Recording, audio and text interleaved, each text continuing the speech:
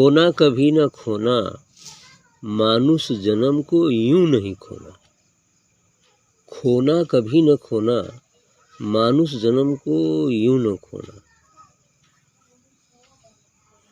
कहना है संतों का कि ये मनुष्य जीवन तो बड़े सौभाग्य से मिलता है।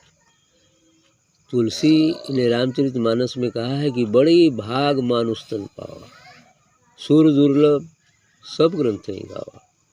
साधन धाम मोक्ष कर द्वारा, ताहि न पाई सुरलोक सुधारा।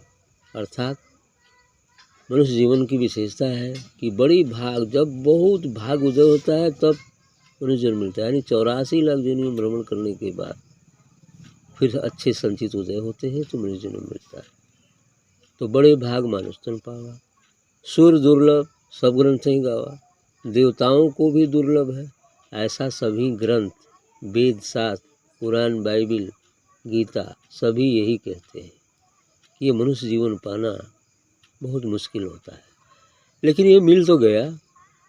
बड़े भाग मानुष तन पावा, सुर दुर्लभ सब ग्रंथ ही गावा। देवताओं को भी दुर्लभ है मनुष्य जीवन पाना है।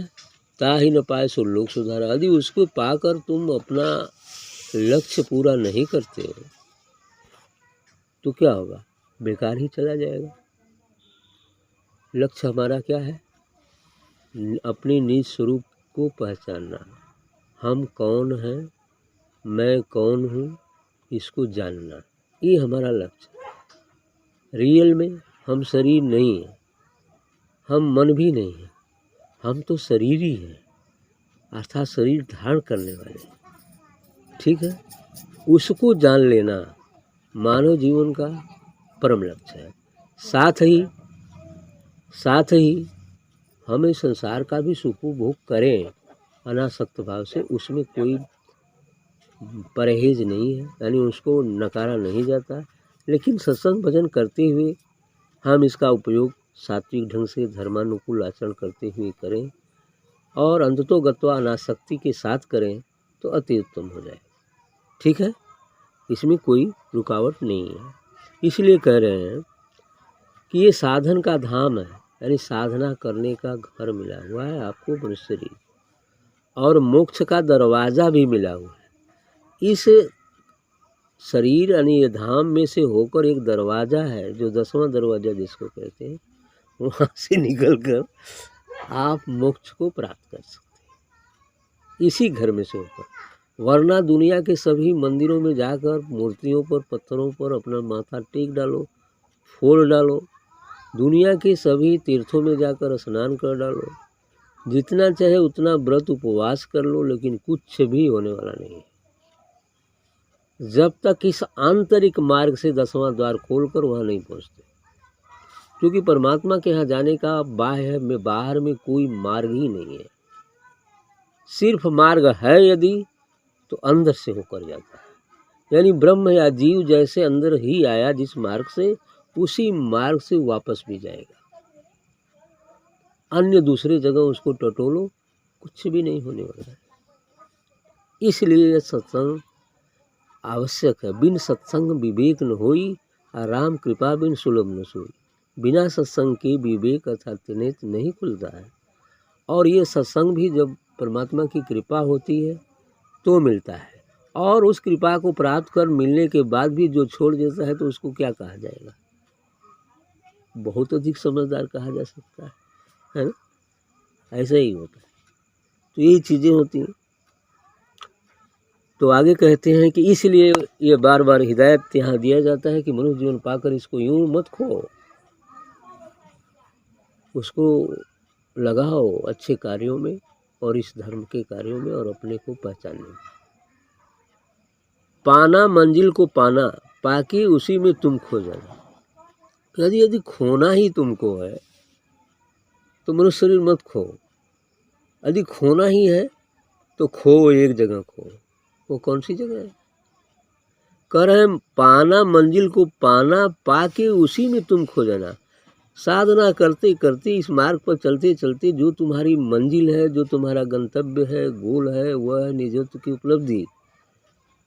अर्थात अपने निज स्वरूप को पाना और उसी को पाकर उसमें खो जाना, शरीर को भी छोड़ देना और मन को भी छोड़ देना। अर्थात बूंद चली सागर से मिले, सागर में मिलकर खो जाओ, अच्छी बात है ना। ये खोना, यदि खोना ही है तो इस तो खो, यूं क्यों खोए हो, है ना। सांसारिक चीज़ों में, सांसारिक चीज़ों में खोने से क्या मिलेगा, कुछ भी तो नहीं मिलेगा और बुराई होगी। यदि खोना ही है तो अपने में खो जाओ, अर्थात अपने निज स्वरूप आत्मा में खो जाओ, शून्य में खो जाओ, फिर आगे सचखंड तो हो ही जाएगा। ठीक। जीवन के हर मोड़ पर जिसको सच का साथ है, जीवन के हर मोड़ पर जिसको सच का साथ है, दुख सुख में वो समान है, मंजिल उसके पास। हाँ, जीवन के हर मोड़ पर इस मार्ग में चलते हुए, चाहे जीवन में जो कुछ भी कठिनाइयाँ आए, लेकिन यदि हम सत्य का साथ किए हैं, सद्गुरु का ध्यान करते हैं, सद्गुरु की याद है, उस मार्ग पर चलते हैं, तब दुख सुख में वो समान, तब उसके लिए दुख भी दुख नहीं होता और सुख भी सुख नहीं होता। अर्थात दुख और सुख दोनों स्थिति में वह समान भाव से रहता है। गीता में कृष्ण ने भी इसको कहा है ना, क्या कहा, समम पश्यन् ही सर्वत्र माँ विभेद कदाचन। किसी सब समम पश्यन् ही सर्वत्र, सब तरफ एक भाव से देखो, माँ विभेद कदाचन, किसी में रंच मात्र भी भेद मत समझो। अर्थात दूसरी बात कहे कि समम पश्यन् ही सर्वत्र दुखानि च सुखानि च, कि दुख और सुख में सभी स्थितियों में समान भाव बरतो। अर्थात जब हम शून्य में होते हैं, अपने निज स्वरूप का बोध होता है, तो हम समम पश्यन् की बात आ जाती है कि हर कण कण में उसी परमात्मा और अपने स्वरूप को देखते हैं, इसलिए समम पश्यन् हो गया कि नहीं हो गया। समम पश्यन् ही सर्वत्र माँ विभेद कदाचन, उस स्थिति में चूटी और हाथी में कोई फर्क नहीं, क्योंकि सब में वही आत्मा है। उस स्थिति में एक दूब से लेकर के बड़वृक्ष तक में कोई फर्क नहीं, क्योंकि उसमें भी वही सत्ता है। तब समम पश्यन् हो गया। माँ भी भेद कदाचन, जरा सा भी रंच मात्र भी भेद मत करो, अर्थात बाह्य स्वरूप को न देकर जो उस स्वरूप का मूल है उसको देखो। मूल में जाएंगे तो एक हो जाएगा, बाहर देखेंगे तो विचित्रता है, विभिन्नता है ना। उस मूल में जाइए। इसलिए कहे हैं कि जीवन के हर मोड़ पर जिसको सच का साथ है, चाहे जिंदगी में जो कुछ है, सुख या दुख, हर मोड़ पर यदि जो सद्गुरु की याद करता है, उसके लिए सुख दुख समान होता है।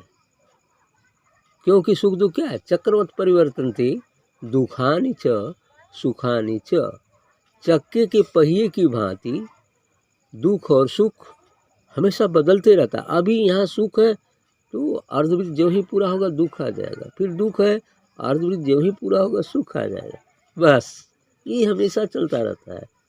और दुख और सुख कुछ भी नहीं है, दोनों दुख ही हैं। आप कहेंगे दुख ही कैसे हो सकते हैं, सुख भी दुख है और दुख भी सुख है। यदि हमें असली सुख को पाना है तो दुख और सुख दोनों से ऊपर उठना होगा। जैसे एग्जाम्पल दें, कैसे दोनों दुख है। अच्छा, कभी आपको कांटे गड़े हैं, एक कांटा पैर में गड़ जाता है तो ये क्या हो गया, दुख। अब वो दुख पहुंचा रहा है।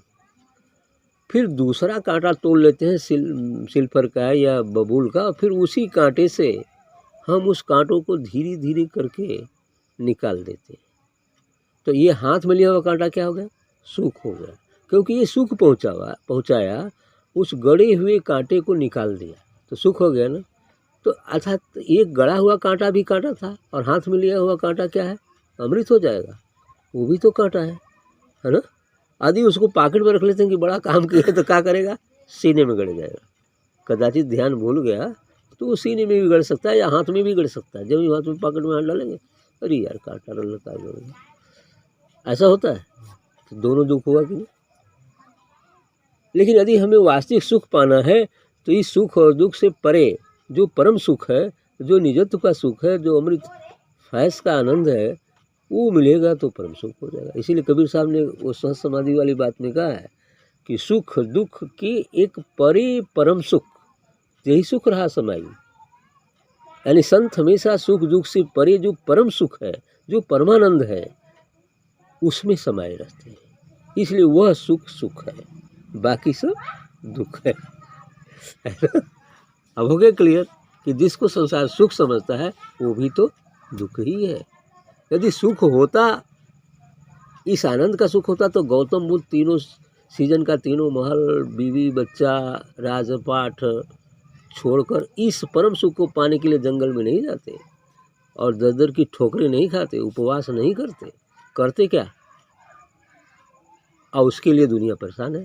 जिसको उन्होंने छोड़ा उसके लिए दुनिया परेशान है ना परेशान। और उतना पा भी नहीं सकता जिंदगी में जितना उनके पास था। पा सकता है क्या? बस यही बात।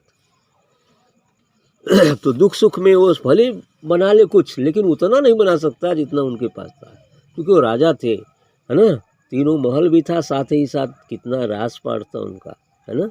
ये सब 10-10 सिंह, नौकर चाकर इत्यादि, है ना।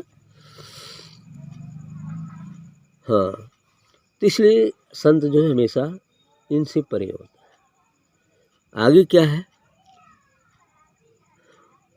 दुनिया। हाँ, तो दुनिया के झूठे सपनों में तुम समय कभी न खोना। इसलिए चेतावनी दे रहे हैं कि ये दुनिया का सपना है। दुनिया में जो हम कर रहे हैं, जाग कर रहे हैं, वो सब सपना है। इसलिए कि हम सोए हैं। तो सोए में आदमी क्या देखता है? सपना देखता है ना। कभी कभी सोए में आदमी बोल भी देता है ना। अच्छा, सोए में आदमी मान लो बहुत बड़ा वो हंडा सोने का पा जाओ और जागने के बाद रहता है क्या? मिल जाता है। तो हम सोए तो हैं, भले आँख खुली है, चल रहे हैं, लेकिन ईश्वर की तरफ से सोए हैं। संसार में भले लोग हमें जागते कहें, लेकिन संत के नज़र में तो जागता है नहीं कोई, सब सोया। सोया इसलिए है कि ईश्वर अर्थात अपने घर का याद नहीं है, तो सोया है। ये अज्ञान की रात्रि में सोया है ना। और सोए में वो जो कुछ भी सपना करता है, देखता है, तो फिर क्या वो सत्य है? नहीं सत्य है। जिस प्रकार सपने की बात जागने पर सत्य नहीं होती, उसी प्रकार ये संसार रूपी सपना जो हमने बना रखा है, और जब हम होश में आएंगे अर्थात जगेंगे किसी संत सद्गुरु की कृपा से, तो इसका भी महत्व कम हो जाएगा, है ना। और इसलिए हम तब सब में अपने स्वरूप को ही देखेंगे, और अपने स्वरूप को देखकर भले हम उसको मर्यादा दें, उसकी कदर करें, उसकी सेवा करें, वो बात अलग होगी, लेकिन जो सपना था वो टूट जाएगा, है ना। ये स्थिति आती है। दुनिया के झूठे सपनों में तुम समय कभी न खोना। इसलिए झूठे सपनों में समय मत बर्बाद करना। यदि बर्बाद करना ही है तो अपने को बर्बाद करना है, तो उसमें असली में बर्बाद करो उसमें जाके मिलो, ठीक है। कह रहे हैं प्रेम जहाँ भगवान वहाँ, ये तो सच्ची बात है। प्रेम जहाँ भगवान वहाँ, ये तो सच्ची बात है। अब जिस प्रेम को ये प्रेम कहते हैं, वो प्रेम वह है जो अकेला रहता है, और जो प्रेम अकेला रहता है वहाँ भगवान ही है, क्योंकि भगवान ही प्रेम है love is God and God is love, है ना। लव इज वर्शिप कहा जाता है ना, लव इज गॉड यही कहा जाता है। तो कौन सा प्रेम का है? प्रेम दो होते हैं। एक भौतिक प्रेम की बात करते हैं, जो संसार का प्रेम होता है, एक दूसरे से प्रेम करते हैं, एक वस्तु से प्रेम करते हैं, एक व्यक्ति से प्रेम करते हैं, वो स्वार्थ के लिए प्रेम करते हैं। उससे कुछ मिल रहा है, उससे कुछ फायदा है, इसलिए प्रेम करते हैं। उसमें सकामता रहती है, उसमें आसक्ति रहती है, इसलिए प्रेम करते हैं। और एक प्रेम है, जब हम शून्य में चले जाते हैं, अपने निज स्वरूप को बोध कर लेते हैं, तब ये देखते हैं कि हर कण में तो मैं ही हूँ, अर्थात परमात्मा ही है, तो मैं किससे नफरत करूँ। वो सबसे प्रेम करता है इसलिए कि उसके अंदर परमात्मा है, ऐसा समझकर प्रेम करता है। वो उनसे प्रेम भी करता है, लेकिन आत्मा को ही देखता है, आत्मा में ही रहता है, इससे अकेला भी है, क्योंकि आत्मा में अवस्थित है, तब आत्मा को देख रहा है। और आत्मा को देखकर जो प्रेम कर रहा है, वो आत्मा को देखकर प्रेम कर रहा है, न कि उस वस्तु को देखकर प्रेम कर रहा है, ठीक है। ये स्थिति है। इसलिए उसके लिए बस पूरा जगत ही एक हो जाता है, सबसे प्रेम करेगा। हित दुश्मन उसके लिए कोई नहीं होता है, सब एक हो जाता है। छोटा बड़ा अमीर गरीब ऐसा कुछ नहीं होता है, उसके लिए सब एक समान है। इसलिए कि सब में वही परमात्मा तो दिखाई दे रहा है, इसलिए सब एक है। ये प्रेम को कह रहे हैं कि प्रेम जहाँ भगवान वहाँ, ये तो सच्ची बात है। यह प्रेम जहाँ है वहाँ भगवान है, तो वो भगवान को ही ये प्रेम दिखेगा। और जो अभी भगवान से दूर है तो व्यक्ति ही दिखेगा ना, वस्तु ही दिखेगा, वो अंतर हो जाएगा। ये बात है। हाँ, अपने प्रीतम के बिना जीवन ही बेकार है। बिल्कुल सही कहा। यदि हमारा प्रीतम, ये सांसारिक प्रीतम नहीं, जीव का प्रीतम जो परमात्मा है, वो जब तक नहीं मिलता तो ये जीवन बेकार है। इस संसार में मन चाहे जितना प्रीतम यार जोड़ लो, लेकिन कुछ भी होने वाला नहीं, वो नरक में ही जाना पड़ेगा। लेकिन असली प्रीतम जो जीव का है वो ब्रह्म है। वो जीव ब्रह्म में मिल जाए, प्रीतम का मिलन हो गया। जीव रूपी स्त्री जो बोल रहा है वो इस विराट अस्तित्व में फैले, उस दिव्य ज्योतिर्मय परमात्मा में मिलकर एक हो जाए, फिर मिलन होगा। बस इतना ही तो करना है। लेकिन इसके लिए साधना सत्संग ध्यान की जरूरत है। जो हम पर आवरण पड़े हुए हैं उसे हटाने की जरूरत है, क्योंकि ये बिना इस साधना से हटेंगे ही नहीं। तो इसलिए कहते हैं कि अपने प्रीतम के बिना जीवन ये बेकार है। हरदम हर पल प्रभु प्रेम में तुम नैनों को भिगोना। हाँ, बड़ी अच्छी बात कहा कि प्रभु प्रेम में, उस प्रभु के साथ जो निष्काम प्रेम है, मिलन का जो विरह है, उस विरह में कि कब परमात्मा से मिलन हो जाए, कब अपने प्रीतम अर्थात पति से प्रेम हो जाए, मिलन हो जाए, उसके लिए यदि हम आंसू भी गिराते हैं, हरदम कहा कि नैनों को भिगोना, नैनों को भिगोते रहना उनकी विरह की वेदना में, ताकि वो जल्दी से रीझ कर और आके पकड़ ले। ऐसा होता है, ऐसा ही होता है ना। ऐसा ही होता है। इस सांसारिक विरह में भी यही होता है ना। सांसारिक विरह में भी जो होता है वो भी यही होता है, तो इसमें भी जल्दी हो जाता है। और ये आध्यात्मिक विरह जो है ये भी वही है। तो इसमें भौतिक चीज़ें हैं, ये आपका निज स्वरूप है, इसमें और उसमें जमीन आसमान का अंतर है। सच में छिपा एक राज है, चाबी गुरु के पास है। ये सबसे बड़ा राज है, और परमात्मा ने इस राज को इसीलिए बनाया है। यदि ऐसे जान दे तो बहुत सारे लोग जान जाते काम को बड़ा, लेकिन बहुत बड़ा राज है, एकदम गुह्यतम से गुह्यतम राज है।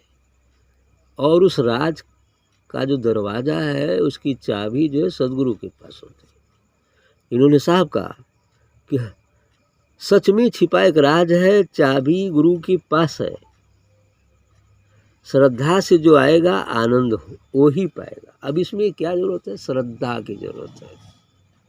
पूर्ण श्रद्धा, पूर्ण विश्वास, पूर्ण समर्पण, पूर्ण निष्ठा, जब ये सभी चीज़ें आ जाती हैं और उसके विरह में आंसू भी कभी निकलने लगते हैं, तब कहता है कि चलो अब इसको चाबी दे दो, अब इसका लग रहा है काम पूरा हो। और ये क्या है, जो आंसू निकलते हैं ना, हमारे संस्कार बहुत सारे कट जाते हैं झट से, हैं? तब क्या होता है कि धीरे धीरे वो देख लेता है कि अब तो बिल्कुल करीब आ गया है दरवाजे के, तो कहते हैं बस खोल लो, दरवाज़ा खुल जाएगा, बस हो जाएगा काम। इसलिए श्रद्धा से जो आएगा आनंद वो ही पाएगा। जो श्रद्धा और विश्वास है, ही नहीं कि गुरु जी की तो बात बड़ी अच्छी है, का कहत हुई है, झूठे कहत हुई है, ऐसे ही सुन लेंगे, सुनकर शब्द बटोर लिए लेकिन मतलब नहीं समझे, समाज में जाकर अज्ञानी बनने के लिए कह भी दिए कि नहीं ये ऐसे होता है, ऐसे होता है, उससे कुछ भी होने वाला नहीं है ना। तो ये चीज़ें हैं, इसको पकड़कर जब इस मार्ग पर नहीं चलेंगे, श्रद्धा ध्यान सत्संग नहीं करेंगे, पूर्ण श्रद्धा और विश्वास से नहीं होता है ना। और तभी गुरु तो तभी रिझेगा, परमात्मा तभी रिझता है जब ये सब चीज़ें घटित होती हैं, जब हम शून्य हो जाते हैं। शून्यता तक ले जाने पर ही वो ताले मिलेंगे। ये सब चीज़ें जो साधना में की जाती हैं वो हमें अग्रसर करने के लिए अच्छे आयाम हैं, मतलब अच्छे पायदान हैं जिसमें हम आगे बढ़ सकते हैं। श्रद्धा से जो आएगा आनंद वो ही पाएगा। जब तक ना हुआ तेरा प्रभु से मिलन, सुख से कभी नहीं सोना। डायरेक्ट मना कर रहे हैं कि जब तक प्रभु से मिलन न हो, अपने निज स्वरूप का बोध न हो जाए, तब तक सुख से और चैन से सोना नहीं है। रात दिन उसके विरह में तड़पना है, उसके लिए उद्योग करना है, उसके लिए साधना करना है, सत्संग करना है ना। ये उद्योग करना है और बिल्कुल निश्चिंत होकर नहीं कि आज नहीं जाएंगे, मन नहीं कर रहा है ना, चलो दूसरी बार चलो। ये तो सुख से सोना हो गया, चलो कोई काम आ गया, है ना। सुख से नहीं सोना, संसार का सब काम करो, जो आपका कर्तव्य कर्म है, जो आपको ड्यूटी दिया गया है, जो गार्जियन आपको बताए हैं, पढ़ाई लिखाई सब करो, उसमें कोई दिक्कत नहीं। लेकिन ध्यान और सत्संग आधा घंटा सुबह शाम भी तो कर सकते हैं, घर पर भी कर सकते हैं, और मन चाहे सत्संग में भी आ सकते हैं, वहाँ भी कर सकते हैं, कहीं भी जा सकते हैं, है ना। ये चीज़ ठीक है। सो भी कोई बात नहीं कि जगले रहो सोना भी है, लेकिन ध्यान करके सोएंगे तो ध्यान ही चल जाएगा, है ना। सोने का भी तरीका होता है? जिस चीज़ की याद करके आप सोते हैं उस तरह का गुण प्राप्त होता है। यदि हम सदगुरु की याद करके उसकी गोद में सो जाते हैं तो सदगुरु में सोएंगे, और यदि संसार पैसा का याद करके सोते हैं तो रात दिन पैसे पैसे, दो टोटे सपना में भी पैसा आ जाता है ठीक है, यही बात।